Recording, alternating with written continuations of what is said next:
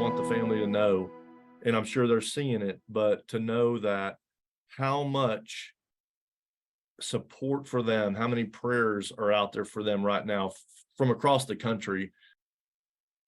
Today, people from all over the country paying their final respects to Sergeant Joshua Clouse, the Cameron police officer killed in the line of duty. I'm Joey Horta. And I'm Sharday LeRae. 25 News reporter Nakea Simon live from the Bell County Expo Center this morning with details on today's services. Nakea.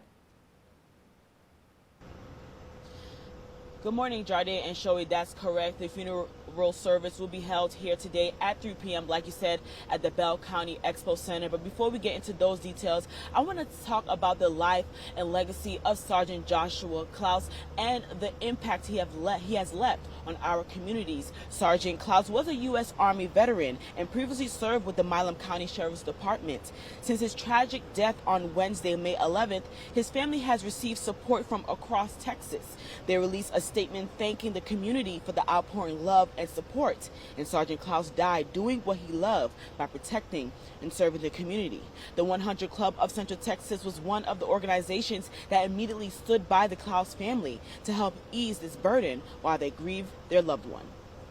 I mean, we've received notes from people as far away as Virginia, expressing their condolences to the family. We also save those and we'll give those to the family at a later time. But, the community is behind this family. That's the first thing. Law enforcement officers, firefighters, EMT, EMS, communications operators, the first responder family has also come together, and they're all hurting too, as is the community. Nothing compared to what the family's going through, but I just want to thank them, and I just want the family to know how much love and support is out there. The funeral service will be held at 3 p.m. on Wednesday, today at 3 p.m. at the Bell County Center in Belton. Sergeant Clouse' private burial will be at the Central Texas State Veterans Cemetery in Killeen. 25 News will be covering the funeral service and the burial throughout the day and throughout the week. If you would like to donate to the family, you can visit our website at kxxv.com. Reporting in Belton, Nakea Simon, 25 News. Thank you so much, Nakea, for that information. Now, a benefit auction for Clouse's family is now set for next month. It's happening on June 14th at 6 p.m. at the Little River Event Center in Cameron. All proceeds will go to the family. A GoFundMe page campaign is also up and running as we speak. It's raised a little over $7,600. Now its goal is $25,000. If you'd like to help out, we have that link and information over on our website, kxxv.com. The search continues for a man who's missing from Hubbard. Take a look at his picture here. Police are looking for 63-year-old Pedro Camacho. Last seen at his house last week. Police say he has dementia and can't communicate properly. If you see him, call the Navarro County Sheriff's Office. Well, the city of Temple continuing to struggle with overflowing sewage after those recent storms. Now, another 100,000 gallons of sewer water spilled into Bird Creek on Monday. The same amount gallons spilled into the same creek last week. Now, another 100,000 gallons also spilled nearby Williamson Creek. The city says the water is clean because chlorine tablets are used to purify outflowing water. Crews are also out looking for debris. Because of the procedure that we take when there is an overflow and that water is clean, there's not going to be any threat or impact to the wildlife or the residents that live in those areas. We also want to know the city says it's working to upsize underground pipes in that area. That should be finished by next year. Well, speaking of those storms the recent storms we had this week, we haven't had too many storms.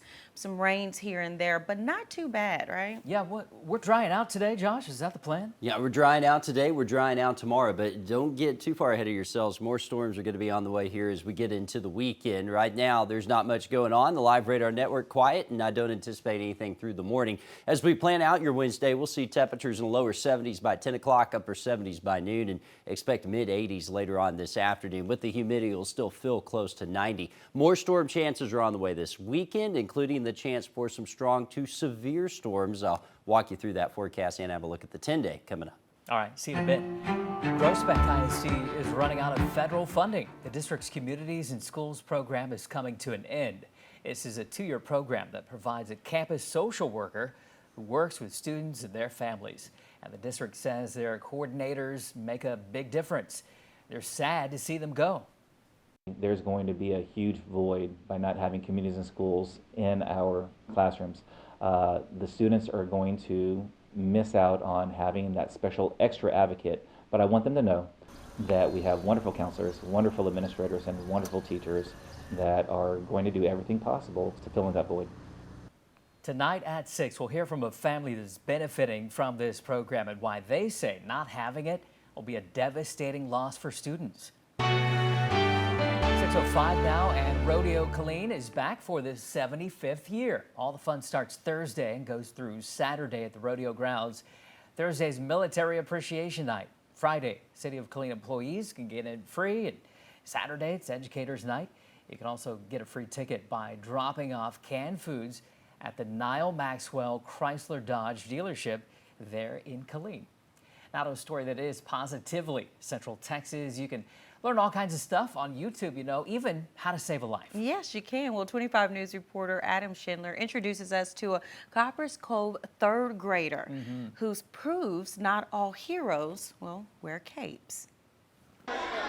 While eating lunch in his classroom, 9-year-old Bo Garcia began choking on a grape after putting far too many in his mouth. I literally fit one by one by one by one by one because I've done this before.